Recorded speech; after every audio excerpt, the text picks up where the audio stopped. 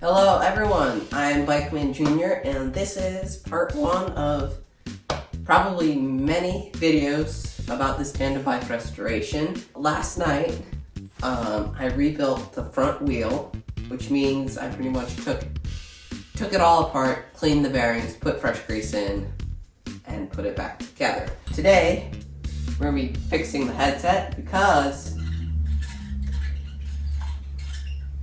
it's got a really bad squeak and I'm pretty sure it hasn't been serviced since 1971.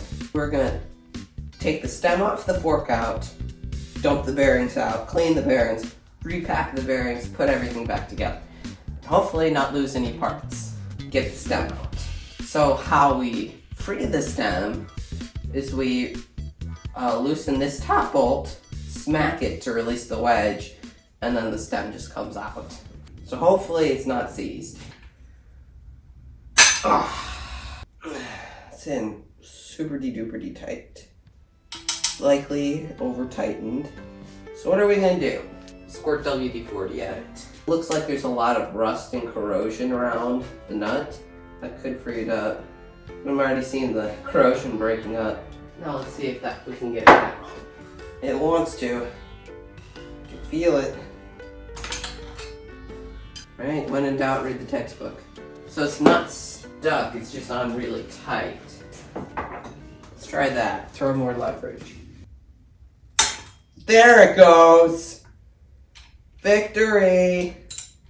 Oh, thank you. So we have to smack it real hard.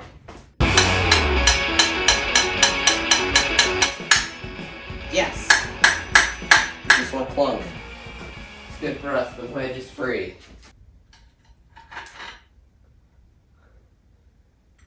Nice! It's on tight.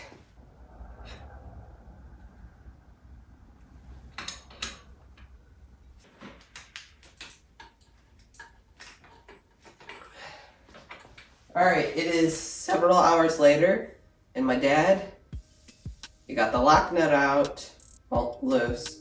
So this comes out. Oh yeah, this is the kind of bearings I like. Usually I really don't like working on bearings. This bike has just been a piece of cake the whole time. This bike's just been loving me as much as I love it. Nice. That was very easy. Here's our diagnostic on why the bike is squeaking. There's no grease anywhere on this. Well, that makes me feel good. That's not rust or something.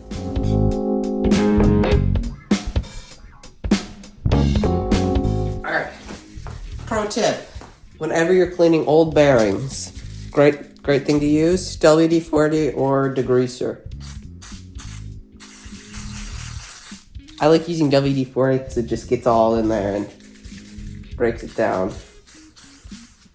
Just wipe it down real good with the paper towel. The cleaner it is, the better your bike will run. Alright, everything's all cleaned up so we can put stuff back together. This is actually what's going to fix our squeak. Gotta put some grease in. I'm going to be generous because I don't know how long it's been dry.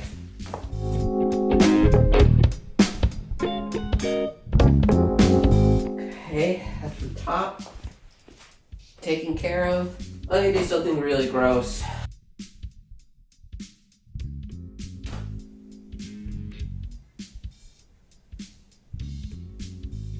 It's like a buttering bread. Okay, drop it in.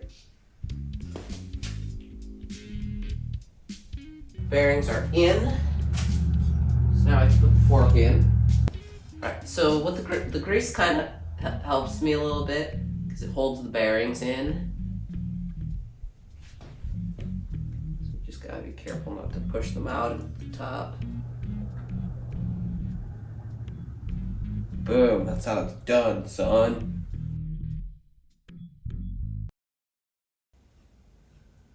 I think I put the lower cup in upside down.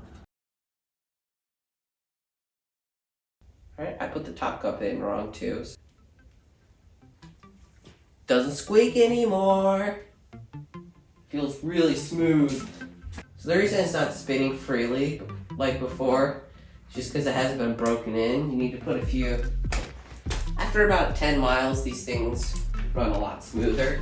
Just because there's lots of fresh grease and it's been dry for such a long time, it just needs a little bit of time to find where everything is. The bearings need to. There. I don't know if you guys can tell, but this is my first time reassembling a threaded headset.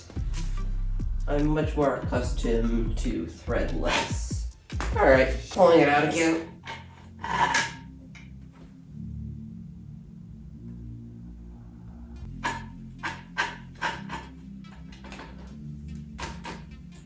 I like, at this point, because this is so upright, I'm gonna go with high bars. This one's smoother than I thought it would.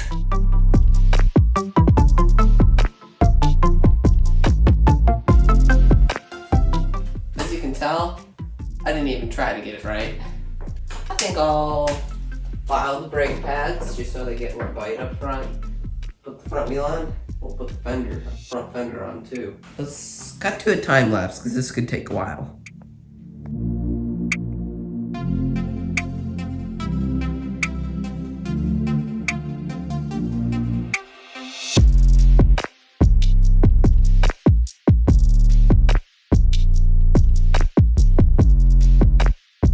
And this is the second repair of this video we will be doing, and we are going to be fixing the rear brake.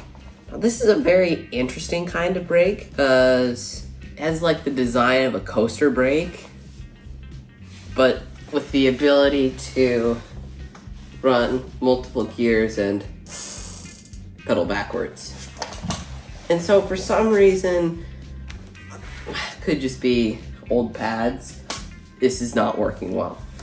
So I don't know how to work on these.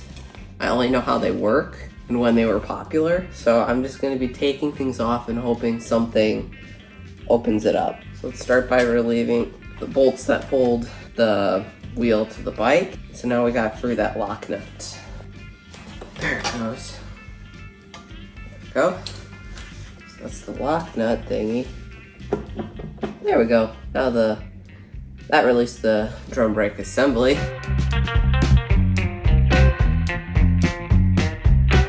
Gotta be really careful to remember how everything goes back together, or else I'll be in big trouble with myself.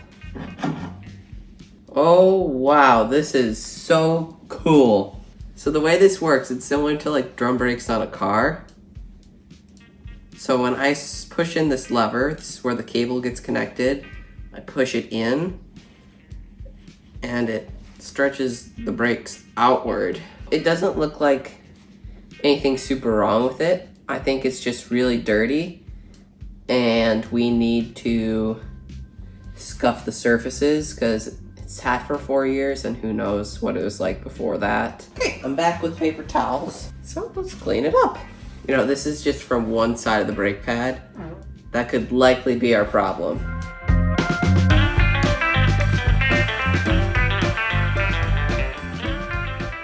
That was much easier than I thought it would be. I'll clean this wheel and put it back together.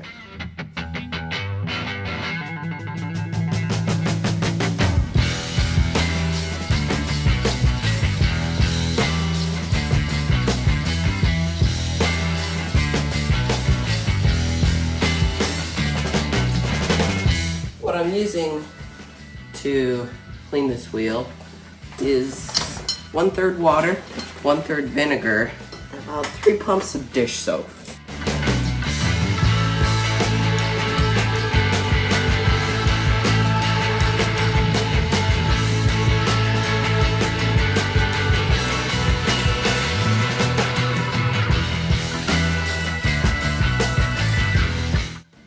Well, the wheel is, I guess, done. So let's go put it back on the bike.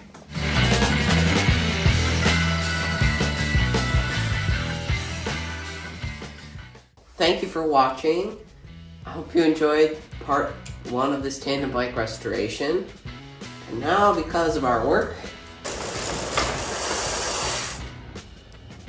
stops. Stops the wheel better than it did before. This turned out better than I thought. So, thanks for watching, and I'll see you guys next time. Little tidbit about this bike. This kickstand is welded directly to the frame of the bike, down here. But the way I like to use it, it's like this. It's like a parking brake.